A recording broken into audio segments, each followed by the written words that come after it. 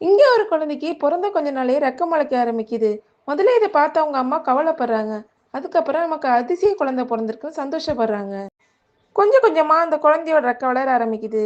அதுக்கப்புறம் அந்த குழந்தைக்கு எந்த ட்ரெஸ்ஸும் பத்தாம போகுது. அதனால அவங்க அம்மா அந்த குழந்தைக்கு ஏத்த மாரி கஸ்டமைஸ் பண்ணி போட்டு விடுறாங்க. ஒரு நாள் அந்த குழந்தையோட ரெக்க பெருசானதால அந்த குழந்தை பறக்க ஆரம்பிக்குது. இத பார்த்து அவங்க அம்மா ரொம்ப ஆச்சரியப்படுறாங்க. அந்த குழந்தைக்கு அடிபடாம இருக்க அதுக்கு ஏத்த மாரி சேஃப்டி ஷூஸ் எல்லாம் மாட்டி விடுறாங்க. அந்த குழந்தைய கூட்டிட்டு அவங்க அம்மா ஷாப்பிங் போறாங்க. அப்போ அந்த குழந்தை திடீர்னு பறக்க ஆரம்பிக்குது. இத பொதுமக்கள் எல்லாம் பார்க்க ஆரம்பிக்கிறாங்க. அதுக்கப்புறம் அந்த குழந்தை ஒரே நாள்ல ஃபேமஸ் ஆகுது. அவங்க வீடு சுத்தி மீடியா மக்கள் எல்லாம் வந்துடுறாங்க. அவங்க அம்மா கிட்ட அந்த குழந்தைய பறக்க சொல்லி எல்லாரும் கம்பல் பண்றாங்க. உடனே அவங்க அம்மாவும் அந்த குழந்தையோட கால்ல கயிறு கட்டி பறக்க விடுறாங்க. அந்த குழந்தை பறக்கிறத பார்த்து எல்லாரும் ஆச்சரியப்படுறாங்க. கையில இருந்த கயிற அவங்க அம்மா தவற விட்டுறாங்க.